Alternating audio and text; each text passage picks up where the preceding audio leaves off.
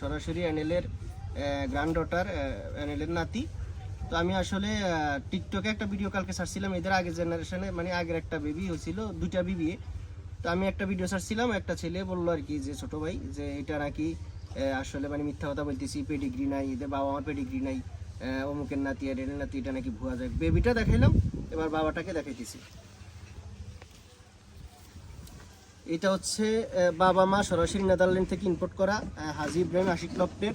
এটা হচ্ছে কুপম্যানের একটা নর কবুতর, এআরপিসিডি ক্লাব থেকে আপনার হচ্ছে 5টা রেজাল্ট করা।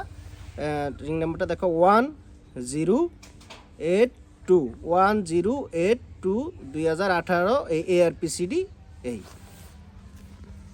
এটা হচ্ছে নর কবুতর, এটা সেকেন্ড সহকারে আরও 5টা রেজাল্ট আছে। এটা রাখো। এটার পেডিগ্রিটা একটু দেখাই। এই যে বললাম পুরা পেডিগ্রিতে অ্যানেল, একবার ঘুরে দেখা দাও। এই যে অ্যানেল পুরা পেডিগ্রিতে দেওয়া আছে, এর রেজাল্ট শিটও এখানে দেওয়া আছে।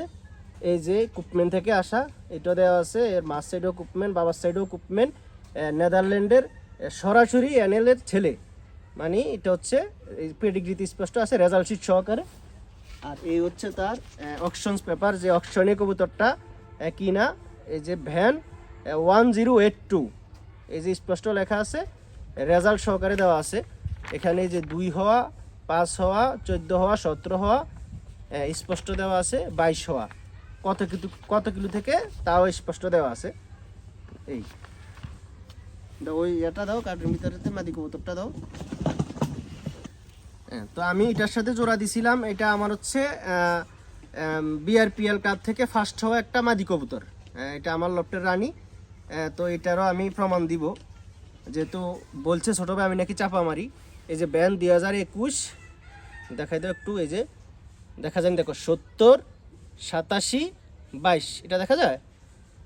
দেখো ক্লিয়ার দেখাই দাও, 70, 87, 22। এটা হচ্ছে ক্লাব ফার্স্ট হওয়া একটা কবুতর, বিআরপিএল ক্লাব থেকে ফার্স্ট হওয়া একটা কবুতর। এটার সাথে আমি ওই নর কবুতরটা মেনে জোড়া দিছিলাম, সেকেন্ড প্রাইজ উইনার কবুতরটা ফার্স্ট প্রাইজ উইনার মাদির সাথে। তো এটার পেডিগ্রিটা এখন দেখাই দিতেছি, এটা একটু রাখো, এটা হাতে রাখো। এই হচ্ছে এটার ক্রেস্ট 70, 87, 22, এই যে ফার্স্ট প্রাইজ উইনার, এটা হলো এটার ক্রেস্ট।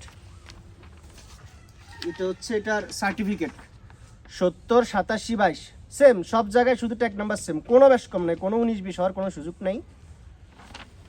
এই হচ্ছে তার পেডিগ্রি, এই যে ভালো করে দেখাই দাও।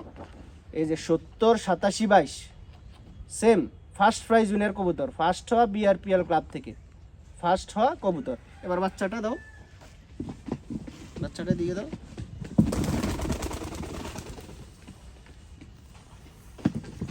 এখন সর্বশেষ হচ্ছে এদের বেবি হচ্ছে এটা। এখন আমি যে বললাম অ্যানেলের নাতি, এটার মা ক্লাব ফার্স্ট, বাবা ক্লাব সেকেন্ড। তো আমার কথায় কতটুকু যুক্তি আছে বা আমি কতটুকু মিথ্যা বলছি, এটার উত্তর আপনারাই দিবেন। ছোটো ভাইয়ের উদ্দেশ্যে ভিডিওটা করা, আশা করি ছোটো ভাই উত্তরটা পাইছে। আমি অলরেডি বলছি ওকে যে তুমি ইউটিউবে দেখিও, যে আমি ইউটিউবে ভিডিওটা করব যে কতটুকু রাইট। এটা আমি বলছি অ্যানেলের নাতি আর হচ্ছে ক্লাব ফার্স্ট হওয়া ওর মা, আর ক্লাব সেকেন্ড হচ্ছে ওর বাবা, মানে এদের আগের বেবি যেটা আর কি, ওটা আমি ধরতে পারিনি, ও কাছে আছে। তো আশা করি যে আপনারা উত্তরটা পাইছেন।